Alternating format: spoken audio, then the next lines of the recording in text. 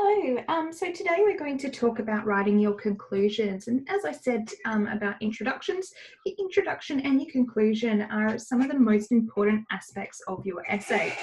Writing a good introduction, for instance, as well as a good conclusion, will actually increase your overall marks. The introduction to gain the person's interest and excitement, and the conclusion is basically to punch them in the face with what your perspective or opinion is, to convince them to change their mind, to get them to walk away going, wow, that was a really interesting essay. Okay, so it's really important that we do this well. Don't think because it's the end of your essay that it's not important.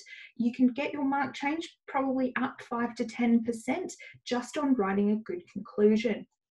One of the students in 12A submitted their final draft to me. I said they've got two options. They could leave the conclusion as it is or rewrite it, and their mark would change significantly. That person has rewritten it using this information that I'm now going to give you now. So it's really, really important. I know it's very tiring getting to the end of your essay and you just want to have it over and done with, but just to make sure, conclusions, one of the most important aspects. So it's last, but definitely not least. So what is an essay conclusion? The definition is simple. It's the last paragraph of your essay or any other college or university paper summarizing its thesis or arguments. So summarizing the information. So it helps the reader see that your essay should matter to them. Why is it important? So, number one, a conclusion provides closure and derives the main points of your essay one last time. So it's your last chance to really impress them and give them an understanding of why your paper matters. In other words, your essay conclusion should answer the question, so what? So the person's reading through, reads all your information, like, so what? That's your opportunity to explain to them, so what? Give the audience to think about something after reading your essay, and it should give completeness to your paper. So it's like putting a bow on a gift. It's ending it on a positive note. You do not introduce new ideas in your introduction, in your conclusion. If you do, you will lose marks on it. So a conclusion is exactly what it says in the bag. It concludes.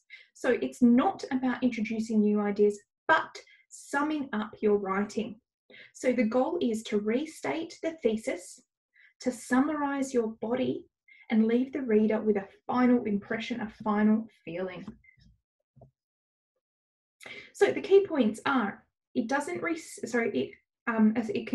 the conclusion restates, not rewrites your thesis. So you need to write your thesis in a different way. So it restates what the whole purpose of this essay was about.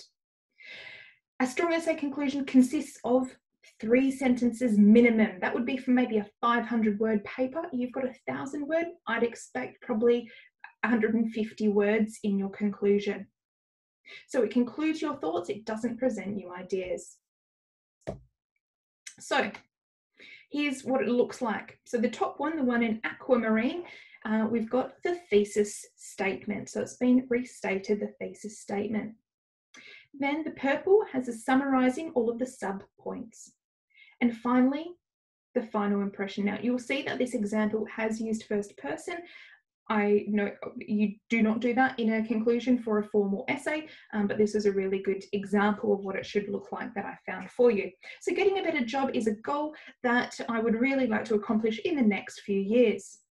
So that's what the whole purpose of the essay was. Finish school will take me a long way to meeting this goal. To meet my goal, I'll also prepare my resume and search for jobs. So these are the 3 points that this person wrote in their essay. And then finally, my goal may not be an easy one to achieve, but things that are worth doing are often not easy. So it was a final impression they'd like to make. It's a really positive impression as well. So conclusion starter. So it's a sentence restating a thesis of your essay. So if you wonder how to start a conclusion, you just rephrase your thesis statement and write that first. So grab your thesis statement, rephrase it, how you can change the sentence structure, use a thesaurus, use different words, restate, rephrase your question. Summary of the main part. So here you'll have 2 or 3 sentences wrapping up the arguments of your essay. You don't need supporting detail here. You've already provided that in the main body. So here you're just going to wrap up the arguments and explain how they fit together. And the concluding sentence, it's a final sentence of your essay, providing a sense of closure and connecting the readers back to the introduction. So you could think of the essay like in circular motion. So conclusion, body, body, body, body, body. So introduction, body, body, body, and up to conclusion again. So it all makes kind of a full circle experience. So you've got your conclusion starter is one sentence, body or the main part, and then your concluding sentence. So nice and easy. Top tips of not to do. Don't do these. Don't write any new information. Don't share personal thoughts unless you're writing in first person opinion piece, which you're not. So don't share your thoughts. I don't want to say, I think, in my perspective, my point of view, I. No, no, no, no, no. Don't restate each and all the details. So your body has already done that. So it's really wrapping it up again. And don't just restate the thesis if you can provide some further, not new, sophistication to original ideas. And don't write lousy words in the conclusion. Use concise language instead. So I would recommend getting your thesaurus out and seeing how you can really express your point. Think about your sentence structure. What should come first and second in the sentence? Often I see sentences are kind of put in the wrong order, and the most powerful one comes first and the less powerful comes second. You want the final thing to be the most powerful part of your conclusion. Now, I just wanted to give you a couple of 3 examples. I'm just going to read these out to you so you can see what a really good conclusion would look like. And you have access to this. I will send it through on WeChat. If I haven't, please send me a quick message and remind me, and I can send it in a PDF file so you can have a look at how other people do. Personally, I hate when people write in conclusion, but that's up to you. And in a level 3, certainly not. Yeah. It's just a little bit too obvious, and it's not at the level of academia that I'd like you at. Anyway, I'll leave that for the moment. So here is the paragraph. In conclusion, although it's easy to see why allowing an elementary school child to have a cell phone would be convenient for after-school pickups or arranging playdates with friends, there is too much evidence to show that it's generally not a good idea. So this is the person's thesis statement. They've clearly said that elementary school children should not have phones. Then we're going to talk about, he's going to give us some information that is included in the body. Children already have a lot of access to media, on average over 7 hours per day. And it is the parent's responsibility to monitor the media access, which is more difficult if the child has an exclusive cell phone. Cyberbullying, which has increasingly become a problem, is also going to be a risk when your child has unlimited access to your smartphone. So we've got 3 main points, which they've probably had 1 paragraph each for those points. And then finally, this is what I call the punch sentence. Clearly, elementary school aged children are not emotionally mature enough to handle the responsibility of a smartphone, and borrowing of a parent's cell phone should be highly monitored to ensure safe and healthful usage. So saying you need to think about this, kids shouldn't have a cell phone, the end. The next one. So the first, we're going to look at the thesis statement. Women have outnumbered men on the payroll in non-farm jobs since 2010, but even with a majority of females in the office, there are still huge challenges for them at work. So we're saying that there's problems for women in the workplace. One of the biggest issues, which has been widely covered and debated on, is the fact that women still earn less wage for the same job as their male counterparts.